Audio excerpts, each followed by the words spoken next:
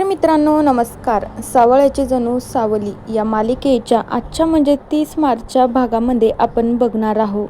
इकडं मात्र अमृता आणि सावली मात्र त्या देवी आईची ओटी भरण्यासाठी मंदिरात जाण्यासाठी निघत असतात. ॲटोमध्ये अमृता आणि सावली बसून जात असतात.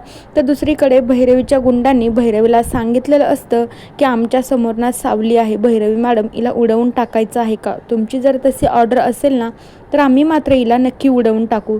तर भैरवी म्हणू लागते, अरे ती जर तुम्हाला दिसली ना कसलाच विचार करायचा नाही, तिला डायरेक्टली उडवून टाकायचं, तिला संपवून टाकायचं आहे.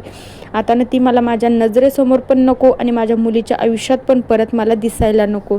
त्यानंतर ते गुंडे मात्र सावलीच्या ॲटोमागच जात असतात. त्यानंतर मात्र सावली आणि अमृताचा ॲटो जसा समोर जातो थोडीशी मात्र त्या गुंड्यांची गाडी पाठीमागे पडते. त्यानंतर घरी मात्र सारंग, त्रिलोत्तमा, चंद्रकांत घरी येतात.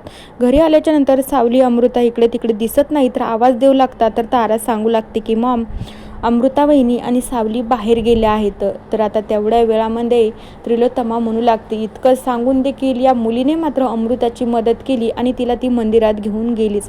मी म्हणलं होतं ना की बाहेर जाऊ नका, एकदा का मूल होऊस तर ना उंबरठ्याच्या बाहेर पाऊल देखील ठेवायचं नाही, पण माझं काही यांनी ऐकलंच नाही. त्रिलोत्तमा खूप बडबड करू लागते, चिडचिड करू लागते, इकडे तिकडे फेऱ्या मारत असते. तर दुसरीकडे सावली आणि अमृता ज्या ॲटोने मंदिरात जाण्यासाठी निघत असतात, ॲटो मात्र समोर जाऊन बंद पडतो. ॲटो बंद पडल्याच्या नंतर ॲटोवाला म्हणू लागतो की थोडा वेळ लागेल बघा आपल्याला जाण्यासाठी. पण तेवढ्या वेळात अमृता आणि सावली खूप घाबरून जाता. तर सावली म्हणू लागते की अमृता वहिनी आपल्याला जर खूप उशीर झाला ना तर त्रिलोत्तमा मॅम आणि चंद्रकांत सर घरी येतील, तर मग आपल्याला चांगलेच बोलणे भेटतील. आपल्याला ते घरी यायच्या अगोदर आपल्याला घरी पोहोचणं खूप महत्त्वाचं आहे. त्यानंतर अमृता म्हणू लागती, हो गं सावली तुझं तर ते खरं आहे, पण आपण आता करायचं काय, मी पण अशा अवस्थेमध्ये आहे. त्यानंतर मात्र आता सावली म्हणू लागते की वहिनी तुम्ही ॲटोमध्येच बसून राहा, मी बघते दुसरी एखादी ॲटो जर आली ना तर मी तिला हात करते. तो माणूस मात्र ॲटोवाला त्याचे ॲटो दुरुस्त करत असतो. तर अमृता मात्र ॲटोमध्ये बसून सावलीकडे बघत असते. तर सावली रोडवर जाऊन एखाद्या येणाऱ्या ॲटोला हात करण्यासाठी थांबत असते. त्यानंतर त्या भैरवीच्या गुंड्यांची गाडी पाठीमागून येते. त्यांना मात्र सावलीला उडवून टाकायचं असते. त्यांना मात्र भैरवीने भरपूर सारे पैसे दिलेले असतात.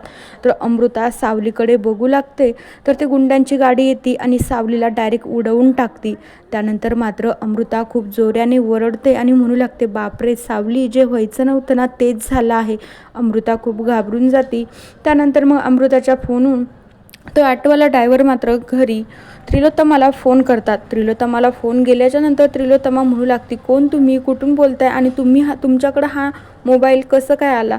त्यानंतर तो ॲटोवाला ड्रायव्हर म्हणू लागतो, अरे तुम्ही थांबा, इतकी गडबड नका करू, इकडे ना खूप मोठा अनर्थ झाला आहे.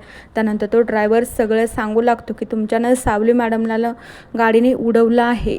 त्यानंतर तो ड्रायव्हर फोन ठेवून देतो. तर अमृता सावलीकडे जाते, सावलीला उठ असा प्रयत्न करत असते. त्यानंतर तिला हॉस्पिटलमध्ये घेऊन जाण्याच्या गडबडीत असतात. दुसरीकडे मात्र त्रिलोत्तमा खूप घाबरून गोंधळून गेलेली असते. ती म्हणू लागते, बघा ना मी तुम्हाला म्हणले नव्हते का काहीतरी अनर्थ नक्कीच घडणार आहे, बघा जे व्हायचं नव्हतं ना तेच झालं. या मुली बाहेर गेल्या आणि एका गाडीवाल्यानं सावलीला उडवून टाकला आहे आणि तेवढ्याच वेळात हे सगळं काही सारंग ऐकतो. तर मित्रांनो बघूया उद्याच्या भागात काय होतं आहे. तोपर्यंत या मालिकेच्या पुढील भागांच्या अपडेट्ससाठी आपल्या चॅनलला सबस्क्राईब करा. So bye.